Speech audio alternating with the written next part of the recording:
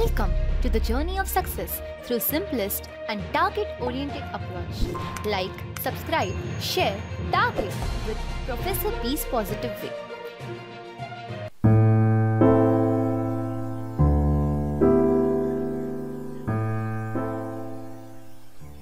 नमस्कार विद्यार्थी मित्र हो, सर्व स्पर्धा परीक्षेसाठी उपयुक्त अंकगणित या सदरामध्ये आज आपण परिमेय संख्या व त्यावरील क्रिया या संदर्भातील मूलभूत माहिती पाहणार आहोत.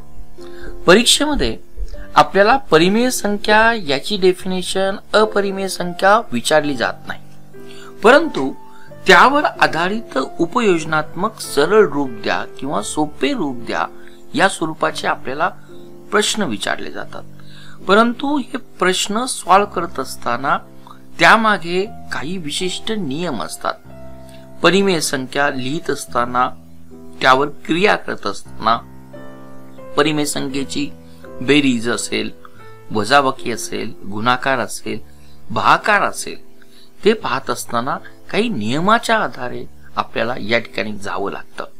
आपण या व्हिडिओमध्ये परिमेय संख्येवरील क्रिया करत असताना त्यामागील काय नियम आहे हे पाहण्याचा प्रयत्न करणार आहोत विथ प्रोफेसर बीज पॉझिटिव्ह वे. सर्वात प्रथम आपण परिमेय संख्या जे काही संख्यांचं वर्गीकरण करतो त्या अंगाने परिमेय संख्या कुठे येते. परिमेय संख्येलाच आपण रॅशनल नंबर असं म्हटलं जातं. जर आपण ही वेन डायग्राम जर पाहिली तर या परिमेय संख्येमध्ये आपल्याला नॅचरल नंबर येतो, त्याचबरोबर या परिमेय संख्येमध्ये होल नंबर येतो म्हणजे शून्य पण येतो.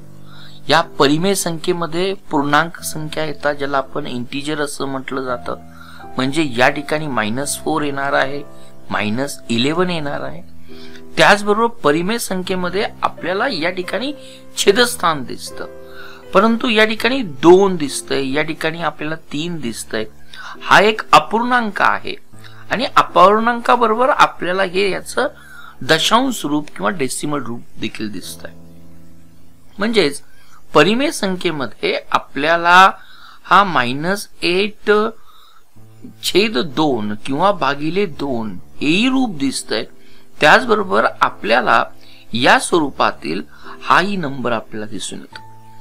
थोडक्यात या रॅशनल नंबरच्या अपोजिट असणारा जो काही इररॅशनल नंबर आहे यामध्ये आपल्याला पायही दिसतोय, हा √2 दिसतोय, √3 दिसतोय, ई च्या व्हॅल्यू दिसतात.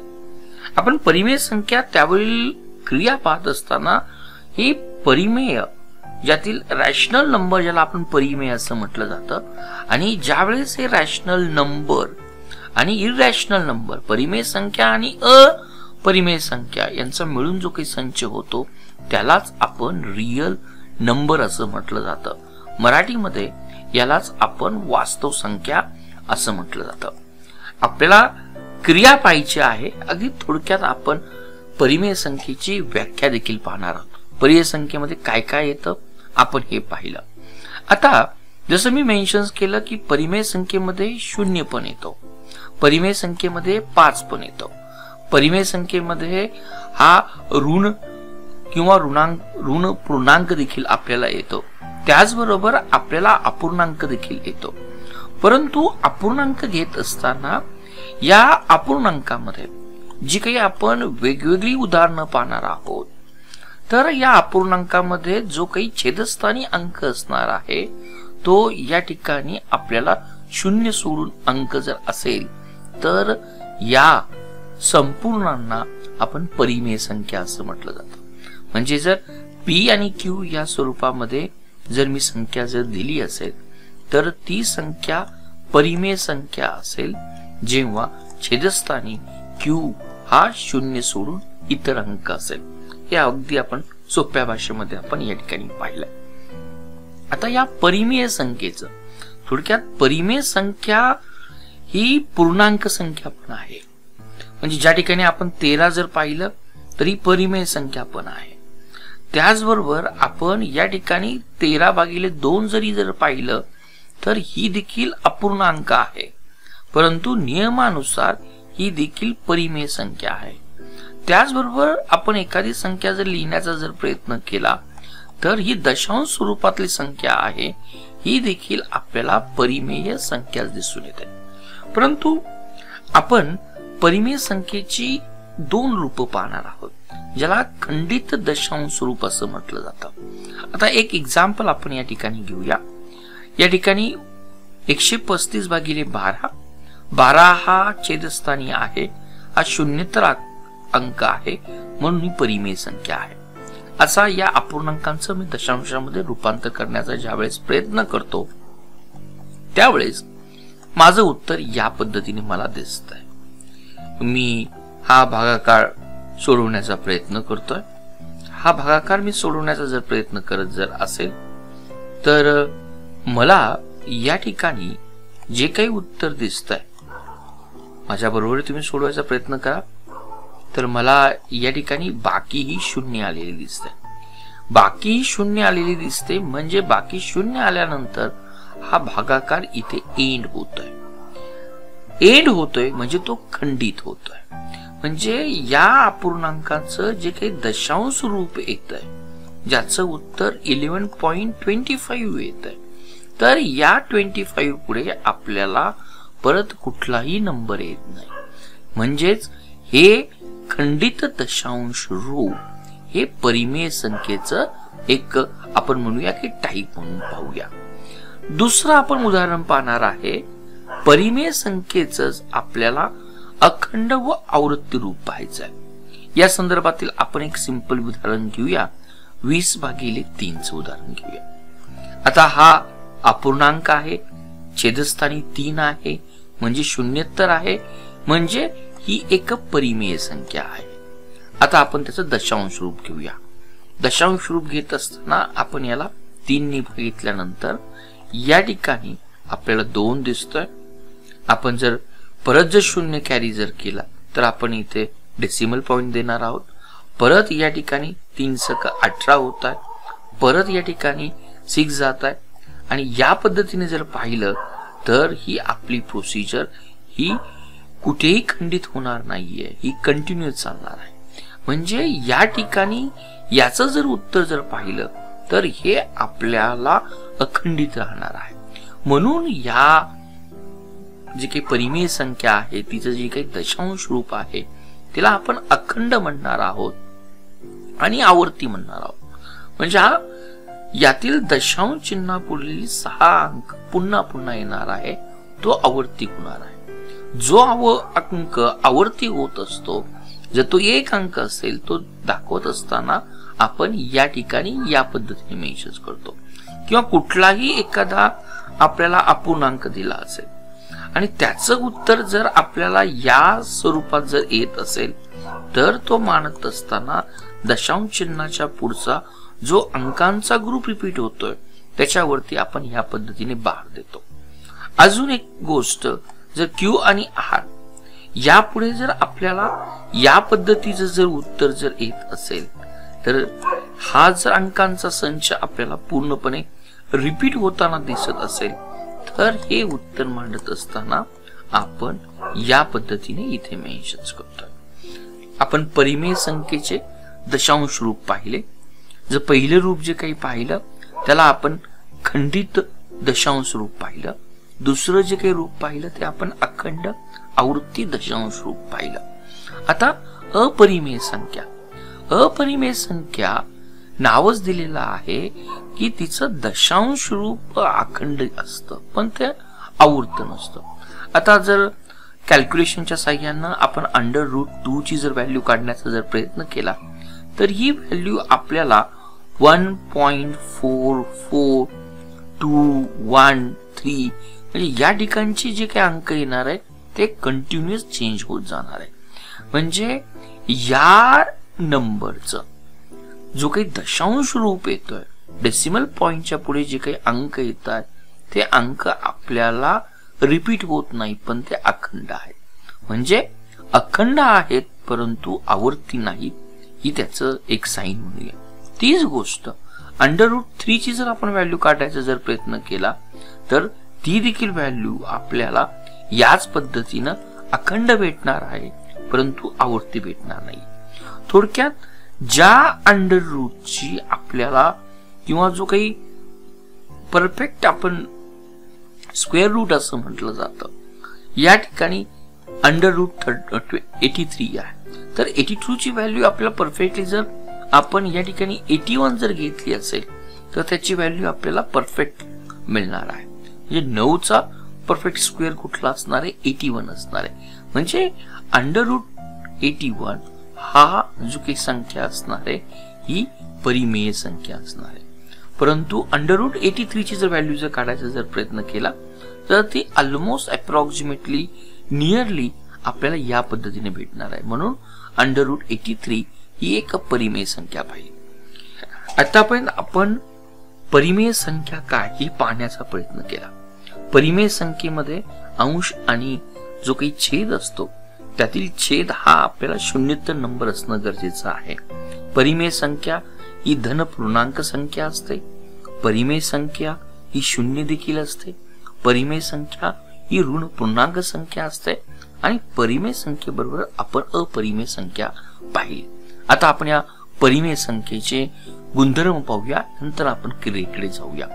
पहिलं दिलेलं आहे की ज्या परिमेय संख्येचे जर आपण या ठिकाणी जर असेल की ही परिमेय संख्या आहे, जर या परिमेय संख्येचे अंश आणि छेद आपल्याला जर सेम जर चिन्ह जर असेल तर या संख्येला आपण धन संख्या असं म्हटलं जातं.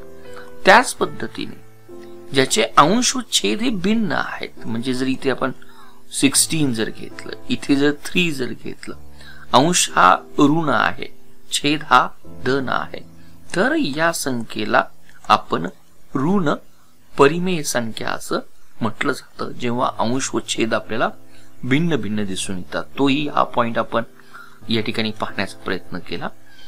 दुसरी गोष्ट, शक्यतो जे काही कन्व्हेन्शन्स परिमेय संख्येमध्ये वापरलं जातं, जरी आपण 15 भागिले जर आपण 2 या स्वरूपात जरी मेन्शन्स केलं तर शक्यतो ऋण संख्या किंवा ऋण चिन्ह हे परिमेय संख्येच्या स्वरूपात नेहमी अंशस्थानी लिहिलं जातं. हेही आपण गुणधर्म या ठिकाणी पाहून घेतला. आपण परिमेय संख्येचे गुणधर्म पाहत आहोत. आता दुसरी गोष्ट, आता दिलेली परिमेय संख्येशी समान असलेली परिमेय संख्या आपल्याला कशा पद्धतीने काढता येते. या ठिकाणी आपल्याला सपोज आपण असा विचार करूया, ही 7/3 आणि आपल्याला या परिमेय संख्येची समान असलेली संख्या काढायची. तर आपण काय करणार आहोत, या 7ला जर 3 ने जर मल्टिप्लाय केलं तर 3 ने छेद स्थानी देखील 3 ने मल्टिप्लाय करावं लागेल. म्हणजे आपलं जे काही उत्तर येणार आहे 21/9 ही या परिमेय संख्येशी समान असलेली परिमेय संख्या असेल. त्याच पद्धतीने जर आपण या 7ला जर 7 ने मल्टिप्लाय केलं तर या 3ला देखील आपल्याला 7 नेच मल्टिप्लाय करावं लागेल. म्हणजे जे काही आपलं उत्तर येणार आहे, ही जी काही परिमेय संख्या मिळणार आहे ती आपल्याला मूळ परिमेय संख्येशी समानरूप असणार. जर आपण या ठिकाणी जर विचार केला, ही आपल्याला परिमेय संख्या आहे आणि हिचं जर समान रूप भागाकाराच्या स्वरूपात जर पाहायचं असेल तर 12ला जर आपण 2 ने भागितलं तर आपल्याला 24 ने देखील 2 ने भागितलं पाहिजे. म्हणजे अंशाला आणि छेदाला जर आपण दोघांनी जर भागितलं तर ही मूळ संख्या, मूळ परिमेय संख्या आणि येणारी नवीन परिमेय संख्या ही समान असते. म्हणजे या ठिकाणी 6/12 आणि हा 12/24 ही संख्या एकच असेल. ज्यावेळेस आपण सोपे रूप द्या असे आपल्या स्वरूपाचे प्रश्न येतात त्या ठिकाणी हे आपल्याला लॉजिक आपल्याला यूज पडणार आहे. दुसरी गोष्ट की आपण असा विचार करूया, आपल्याला ही एक संख्या दिलेली आहे 16 आणि आपल्याला ही 8 संख्या दिलेली आहे. आता या परिमेय संख्येला जर मला शॉर्ट रूप द्यायचं असेल, संक्षिप्त रूप जर द्यायचं असेल तर मला तोपर्यंत प्रयत्न करायचा आहे तिचा अंश आणि तिचा छेद यामध्ये मला 1 किंवा ऋण 1 या व्यतिरिक्त जर कुठलाही सामायिक अंक नसेल तर त्याला मी अतिशय अति संक्षिप्त रूप असं म्हणणार. आता जर मी याला 8 ने जर भागितलं तर 2/1 येत आहे आणि दोघांच्या मध्ये जर मी कॉमन जर फॅक्टर घेण्याचा जर प्रयत्न केला तर मला या ठिकाणी 1 हा कॉमन फॅक्टर मिळतोय. म्हणजे हे तिचं अतिसंक्षिप्त रूप आलं. तीच गोष्ट जर हा नंबर जर माझ्याकडे जर असेल आणि या नंबरला जर या परिमेय संख्येला जर मी 3 ने जर भागितलं तर माझं उत्तर देखील हे -8/1 येत आहे. आणि दोघांमध्ये जर मी कॉमन फॅक्टर जर पाहिला तर या ठिकाणी मला कॉमन फॅक्टर काय मिळणार आहे तर मला हा 1 कॉमन फॅक्टर मिळणार आहे. म्हणून हे -8/1 हे या परिमेय संख्येचं संक्षिप्त रूप आपल्याला असणार आहे. अजून काही परिमेय संख्येची गुणधर्म आहे का? जर मी कुठलीही परिमेय संख्या घेतली, एक 15 घेतली आणि जर तिला 0 ने गुणलं तर माझं उत्तर हे 0च येणार आहे. आता परिमेय संख्येच्या संदर्भात अजून मला काही नियम असेल.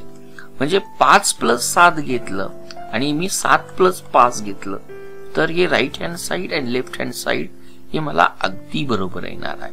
त्याच पद्धतीनं आपण उदाहरणाच्या साहाय्यानं पाहतोय 5 × 7 घेतलं, 7 × जर 5 घेतलं तर मला दोन्ही बाजू या सेम मिळतील. अजून आपण जर उदाहरण या पद्धतीने जर घेण्याचा जर प्रयत्न केला 8 + 3 + 5 आहे किंवा आपण या पद्धतीने जर घेतलं 3 + 5 तर या ठिकाणी याचंही उत्तर 16 येणार आहे. ज्यावेळेस आपण बेरीज करतो तेव्हा त्याचंही उत्तर आपल्याला 16च येणार. हीच गोष्ट आपण या नियमामध्ये जर टाकून जर पाहिली 7 × 8 × 3 किंवा 8 × आपण जर या ठिकाणी 2 जर घेतलं किंवा या ठिकाणी आपण या पद्धतीने याला नमूद केलं, त्याच पद्धतीनं आपण हे जरी या पद्धतीने नमूद केलं तरी देखील आपल्याला त्यामध्ये व्हॅल्यू मध्ये काही चेंजेस होत नाही.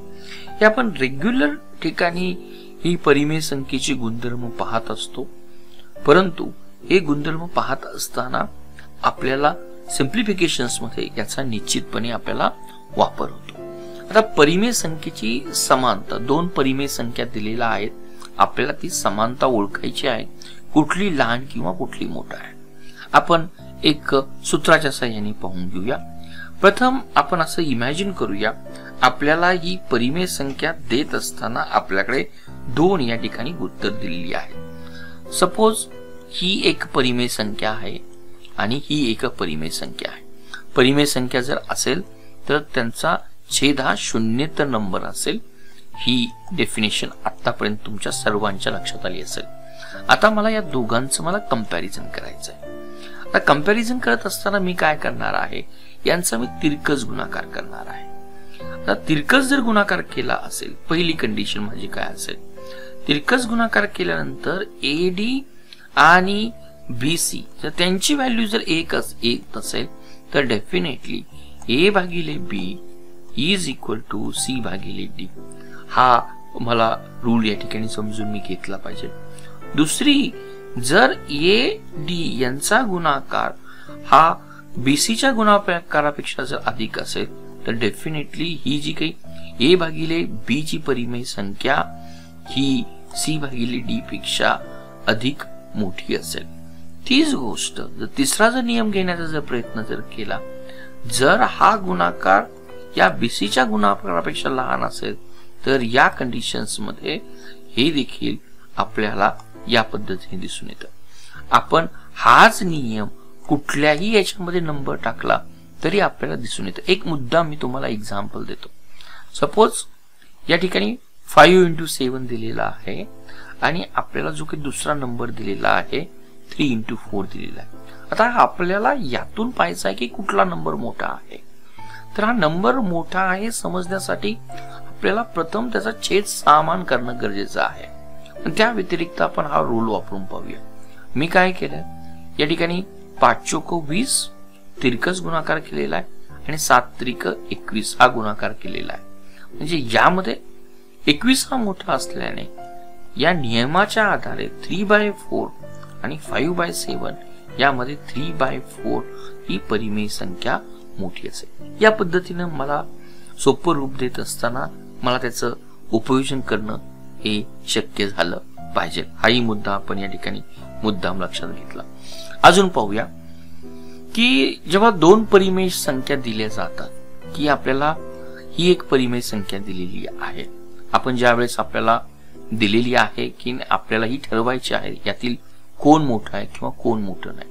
पहिला रूल्स आपण पाहिला किंवा दुसरा रूल जो काही आपण या दोघांचाही जर आपल्याला छेद समान करायचा आहे, छेद समान करायचा असेल तर सिंपल मेथड काय, आपण लसावी काढतो किंवा लसावीच जर याचा या पद्धतीने जर मेन्शन जर करत असेल, जर रूल पाहिला अंशाला आणि छेदाला ज्या संख्येने गुणताय त्याच संख्येने तुम्ही गुणलं पाहिजे, म्हणजे परिमेय संख्येची व्हॅल्यू मध्ये चेंज होत नाहीये. या पद्धतीनं मी याला जर गुणण्याचा जर प्रयत्न केला तर माझ्या ठिकाणी व्हॅल्यू काय आले, इथे 35 आलाय, इथे 30 आलाय, इथे 21 आलाय आणि इथे 35 आलाय. म्हणजे या पद्धतीने ही जर व्हॅल्यू जर अधिक जर येत असेल तर जेव्हा दोन परिमेय संख्याचे छेद समान नसतात त्यावेळेस मी छेद समान करतो, लसावी कडून छेद समान करतोय. जर या पद्धतीने लसावी कडून जर छेद समान करत असेल, ज्याचा अंश हा मोठा असेल, ती परिमेय संख्या ही मोठी असेल. हा पॉइंट मी या ठिकाणी मेन्शन्स केला. जर आपण संख्या लाईनवर किंवा लाईनवर काढण्याचा जर प्रयत्न केला तर सर्वात मोठी परिमेय संख्या कुठली आहे हे आपल्याला सांगता येत नाही. त्याच आधारावर सर्वात लहान परिमेय संख्या कुठली आहे ही आपल्याला या ठिकाणी सांगता येत नाही. दोन गोष्ट, जर आपल्याला परिमेय संख्या दिल्या असेल, सपोज या ठिकाणी आपल्याला 631 दिलं असेल आणि या ठिकाणी आपल्याला जर 631 दिलं असेल, म्हणजे दोन परिमेय संख्येचा जर छेद आपल्याला समान जर असेल तर या ठिकाणी हा जो काही रूल पाहिला त्यातला शेवटचा पार्ट याचा अंश मोठा असेल, ती परिमेय संख्या आपल्याला मोठी दिसून येते. याचा उपयोग आपल्याला कुठे पडणार आहोत की ज्यावेळेस परिमेय संख्येवर आधारित आपण उदाहरणं सोडवणार आहोत त्या ठिकाणी आपल्याला हे परिमेय संख्येतील हे जे काही नियम आहेत ते डेफिनेटली आपल्याला उपयोगी पडणार आहे. आता परिमेय संख्यांची बेरीज करायची आहे. आता बेरीज करत असताना ज्या पद्धतीने आपण अपूर्णांकांची बेरीज करतो तोच नियम आहे. जर मला इथे 5+7 आणि 10+7 यांची जर बेरीज जर करायची जर असेल तर ज्या पद्धतीने हा अपूर्णांक आहे फ्रॅक्शनची मी बेरीज करतो तोच नियम आहे. दोन्ही ठिकाणी जर छेद समान जर असेल तर अंशाची मी बेरीज करतोय, त्याचं उत्तर 15 आहे. जर या ठिकाणी जर छेद समान जर नसतील तर मला काय करणं गरजेचं आहे, जर छेद या ठिकाणी जर समान नसेल तर मला पहिल्यांदा छेद समान करून घ्यावे लागतील. छेद समान करण्यासाठी मला काय करावं लागेल तर त्यांचा लसावी काढावा लागेल. त्यांचा लसावी जर काढला तर मला किती दिसतोय, तर याही ठिकाणी मी त्याला लसावी काढत असताना पाहणार आहे, याही ठिकाणी मी त्याला 2 × 3 ने गुणणार आहोत किंवा लसावी जरी काढला तरी आपल्या या ठिकाणी लक्षात येऊन जाईल. म्हणजे ही व्हॅल्यू आली 30, खाली छेदस्थानी 15 आले, या ठिकाणी 6 आले, या ठिकाणी 15 आले, म्हणजे आपलं जे काही उत्तर आलंय 36 + 15 आलंय. हे परिमेय संख्याची बेरीज करत असताना जे काही आपण अपूर्णांकांची, हा सर्वात महत्वाचा पॉइंट आहे, अपूर्णांकांची बेरीज करताना जे काही नियम वापरतो, अपूर्णांकामध्ये छेद जर समान असेल तर आपण अंशाची बेरीज करतो, अपूर्णांकामध्ये छेद जर समान नसेल तर छेदांचा आपण लसावी काढतोय, त्या पद्धतीनं आपण या अपूर्णांकामध्ये चेंज करतोय. आता परिमेय संख्येची दुसरं ऑपरेशन पाहणार आहोत. ही परिमेय संख्येची मला वजाबाकी करायची आहे की ज्यावेळेस दोन परिमेय संख्या दिले जातात आणि त्यांची जर वजाबाकी 0 जर असेल तर या ठिकाणी ही एक परिमेय संख्या आहे आणि दुसरी एक परिमेय संख्या आहे. आता जर मी यांची जर बेरीज करण्याचा जर प्रयत्न केला, म्हणजे 5 घेतला, या ठिकाणी यांची जर बेरीज करण्याचा प्रयत्न केला, बेरीज जर 0 येत जर असेल तर या ठिकाणी या 5 परिमेय संख्येला ही जी काही दुसरी ऋण 5 संख्या आहे त्याची मी बेरीज व्यस्त संख्या असं म्हटलं जातं.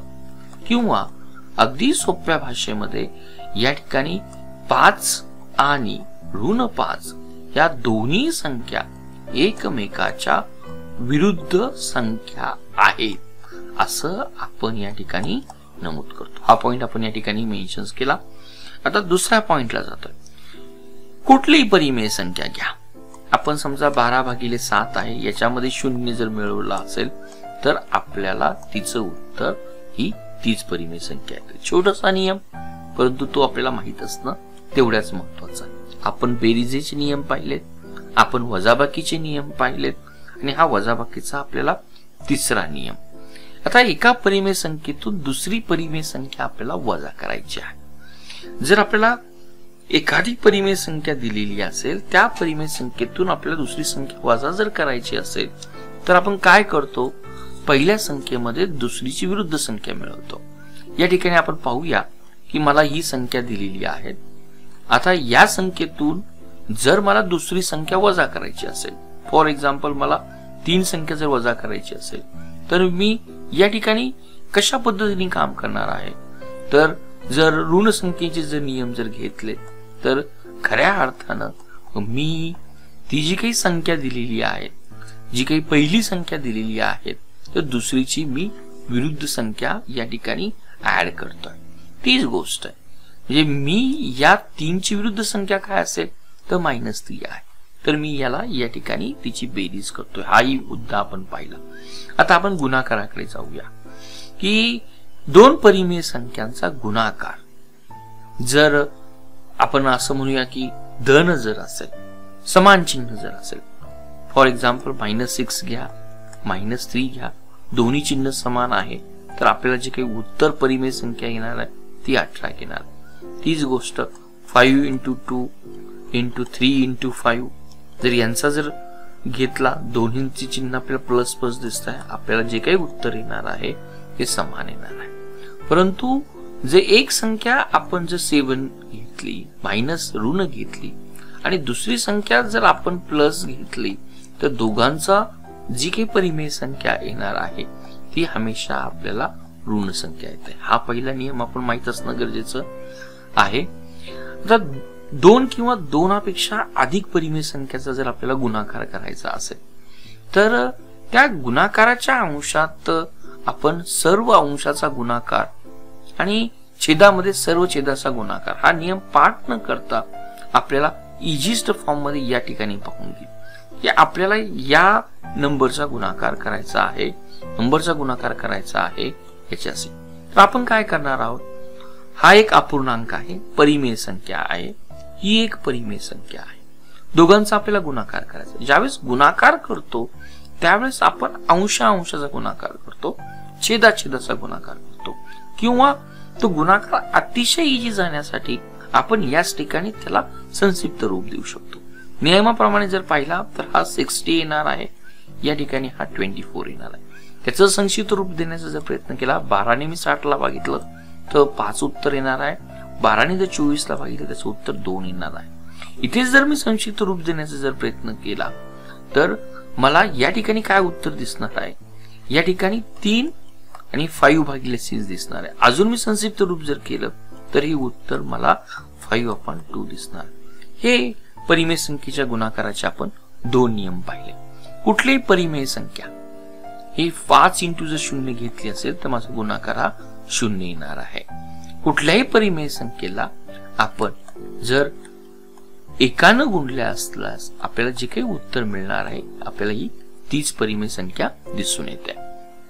तिसरा नियम, आता 2 परिमेय संख्येच्या बेरजेस गुणून येणारा गुणाकार हा पहिल्या संख्येने प्रत्येक येणाऱ्या गुणाकाराच्या बेरजे इतका असतो. आता बारकाईने जर हा नियम जर आपल्याला पाहायचा जर असेल तर सिंपल आपण या ठिकाणी नियम घेऊया. 2 आपण नियम देणार आहोत की काय दिलेला आहे की आपल्याला ज्यावेळेस आपण गुणाकार ज्यावेळेस पाहतोय की 2 परिमेय, जो आपला नियम पहिल्यांदा आठवा, ही एक परिमेय संख्या आहे. या परिमेय संख्येने 2 संख्येच्या म्हणजे b प्लस संख्येच्या बेरजेस गुणून येणारा गुणाकार हा पहिल्या संख्येने प्रत्येक येणाऱ्या गुणाकाराच्या बेरजे इतका असतो. म्हणजे आपण हा गुणाकार जर पाहिला तर आपण याही पद्धतीने मेन्शन करू शकतो, किंवा प्रथम आपण या दोन संख्येची बेरीज करणार आहोत आणि दोन संख्येची बेरीज सपोज जर 15 जर येत असेल तर ती बेरीज देखील आपण या पद्धतीने करणार आहोत. त्यामुळे एका परिमेय संख्येने दोन परिमेय संख्येच्या बेरीज गुणून येणारा गुणाकार हा पहिल्या संख्येने प्रत्येक येणाऱ्या गुणाकाराच्या बेरजे इतका असतो. हा नियम आपण या ठिकाणी पाहिला. आता आपण भागाकाराच्या नियमाला जातोय की दोन परिमेय संख्येचा गुणाकार. जर आपल्याला दोन परिमेय संख्येचा गुणाकार हा जर 1 जर येत असेल या कंडिशन्स मध्ये, तर 5 दुसरी कुठली असणार आहे की ज्याचा गुणाकार 1 येईल, तर आपण 5 ची ही व्यस्त घेणार आहोत, तरच त्याचा गुणाकार 1 येणार आहे. तर या ठिकाणी या 1/5 ला आपण 5 ची कुठली संख्या म्हणणार आहोत, तर तिला आपण रिव्हर्स किंवा आपण त्याला इनव्हर्स म्हणणार आहोत, किंवा त्याला आपण मराठीमध्ये गुणाकार व्यस्त असं आपण या ठिकाणी संबोधलं जातं. दुसरा नियम की एखाद्या परिमेय संख्येस दुसऱ्या शून्य ते परिमेय संख्येने भागलं म्हणजे पहिल्या संख्येस दुसरीच्या व्यस्ताने गुणणं. आज आपल्याला अशा पद्धतीने आपल्याला नियम दिला जाईल 5/2 भागिले 3 आपण म्हणूया की 7 दिला असेल. तर याचा अर्थ काय, जो काही पहिली परिमेय संख्या दिलेली आहे या ठिकाणी भागाकाराचं चिन्ह आहे आणि भागाकाराचं चिन्हाला जर मला गुणाकारामध्ये कन्वर्ट जर करायचं असेल तर मला ही जी काही संख्या आहे 3/7 तिचा गुणाकारामध्ये कन्वर्ट करत असताना मला त्याचा गुणाकार व्यस्त घेणं गरजेचं आहे, किंवा गुणाकार व्यस्त म्हणणं योग्य राहणार नाही, तर त्या संख्येच्या व्यस्तनी मला या ठिकाणी गुणणं गरजेचं आहे. तर हाही एक भागाकाराचा नियम आपण या ठिकाणी नमूद केला. अजून भागाकाराचे नियम काय आहे की कोणत्याही परिमेय संख्येस परिमेय संख्या राहते. आपण कोणतीही परिमेय संख्या घेऊया, या ठिकाणी 5/3 घेऊया.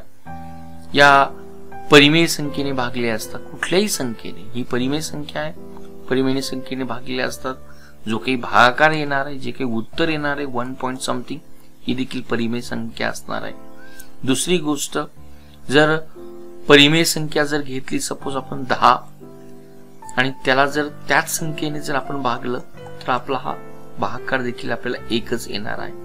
थोडक्यात जर आपण कुठली परिमेय संख्या जर घेतली, परिमेय संख्येची आपण बेरीज केली, परिमेय संख्येची वजाबाकी केली, परिमेय संख्येचा गुणाकार केला, भागाकार केला, तर आपल्याला उत्तर देखील ही परिमेय संख्याच असते, ही आपण या ठिकाणी समजून घेऊया. आता दोन परिमेय संख्येच्या दरम्यान की दोन संख्या आपल्याला दिलेल्या आहेत, सपोज 5/7 दिलेली आहे आणि या ठिकाणी आपल्याला 8/7 दिलेली असेल, तर या दरम्यान आपल्याला गणिताच्या पद्धतीनुसार अनंत अशा परिमेय संख्या मिळतात. आणि संख्या रेषेवरील कोणतीही परिमेय संख्या जर आपण जर पाहिली, ज्यावेळेस डावीकडील परिमेय संख्येपेक्षा ती नेहमी मोठी असते. म्हणजे जर आपल्याला -2/3 आणि यामध्ये -1/3 यामध्ये जर विचारलं मोठी संख्या कुठली आहे, तर आपण डावीकडून उजवीकडे जात असताना उजवीकडील संख्या ही नेहमी आपल्याला मोठी असते. प्रत्येक परिमेय संख्येसाठी आपल्याला जी काही संख्या रेषा आहे त्या संख्या रेषेवर 1 आणि 1च आपल्याला नंबर दिलेला असतो, हे आपण या ठिकाणी समजून घेऊया. आता परिमेय संख्येवर आपल्याला पेपर्स मध्ये कशा पद्धतीने प्रश्न विचारले जातील हे जर प्रश्न जर पाहण्याचा जर प्रयत्न केला तर आपल्याला दिलेली प्रश्न देखील इझिली आपल्याला समजून येते. आता काही उदाहरणं मी तुम्हाला निश्चित स्वरूपाची देतो, म्हणजे आपल्याला समजून जाईल की आपल्याला याला सरळ रूप द्या असा हा आपल्याला प्रश्न विचारलेला आहे. की आता ही दोन्ही परिमेय संख्या आहे, आपल्याला ही बेरीज ऑपरेशन आहे, तर आपला नियम काय सांगतोय, या दोन्ही परिमेय संख्येमध्ये यांचा जो काही छेद आहे समान आहे.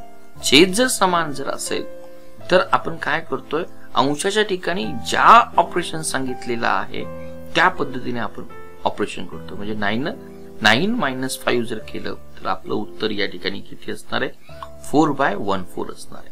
दोघांनाही 2 भाग जातोय, म्हणजे आपण जर संक्षिप्त रूप जर दिलं तर 2/7 हे आपल्याला आन्सर्स या ठिकाणी दिसून येतं. साधारणपणे आपण हाही नियम भागाकाराच्या संदर्भात आपण या ठिकाणी पाहून घेण्याचा प्रयत्न करा. कदाचित आपल्याला या ठिकाणी हा प्रश्न विचारला जाईल की -8 + 3 याचा बेरीज व्यस्त काय आहे. बेरीज व्यस्त आपण काय सांगितलं, कुणाला आपण बेरीज व्यस्त म्हणतो की बेरीज व्यस्त या संख्येचा तोच बेरीज व्यस्त आहे की त्या संख्येने जर त्या संख्येत ऍड केली तर बेरीज आपल्याला जी काही येणार आहे ती 0 येते. हे कधी शक्य होईल तर या ठिकाणी आपण 8/3 जर घेतलं तर बेरीज व्यस्त आपल्याला 0 होईल. म्हणून -8/3 चा बेरीज व्यस्त कोण असणार आहे, 8/3 असणार आहे. हेही आपण उत्तर या ठिकाणी पाहण्याचा आपण प्रयत्न करतोय. अजून काही उदाहरणं घेऊया म्हणजे आपल्याला इझिली लक्षात येऊन जाईल. गुणाकाराच्या स्वरूपातलं काही उदाहरण आपण घेऊया की आपल्याला या पद्धतीने एक उदाहरण दिलेलं आहे की 7 9 दिलेला आहे इंटू आपल्याला -9 × 7 दिलेला आहे. या ठिकाणी आपण जर गुणाकार करण्याचा जर प्रयत्न केला -7 - 9 तर आपल्याला हे 63 येणार आहे. 9 × 7 चा विचार केला तर 63 येणार आहे. दोघी अंशस्थानी आणि छेदस्थानी परिमेय संख्या सेम असेल तर आपलं उत्तर 1 येणार आहे. म्हणजे आपण याही पद्धतीने करू शकतो किंवा याही पद्धतीने आपण जर कॅन्सलेशन जर केलं तरी आपलं उत्तर 1 येणार आहे. हे आपण भागाकाराच्या संदर्भातील हे नियम आपण या ठिकाणी पाहण्याचा प्रयत्न केला. आता काही गुणाकाराच्या संदर्भात पाहिलं, आता भागाकाराच्या संदर्भात आपण हा नियम पाहूया. आपल्याला प्रश्न दिलाय की दिलेल्या गोष्टीला आपल्याला सोपं रूप द्यायचं आहे.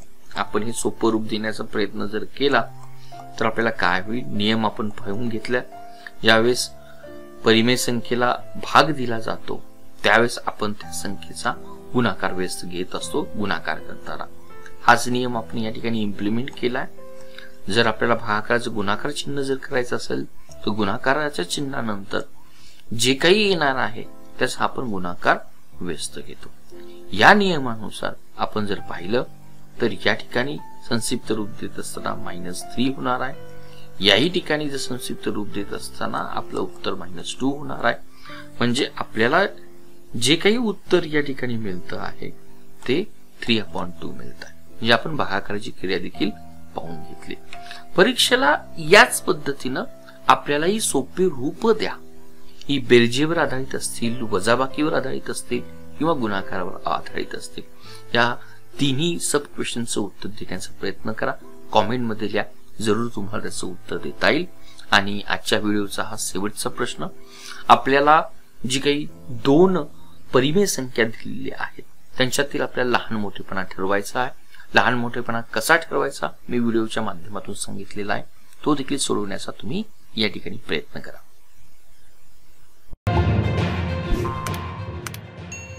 Thank you for watching Target with Professor P's Positive Way.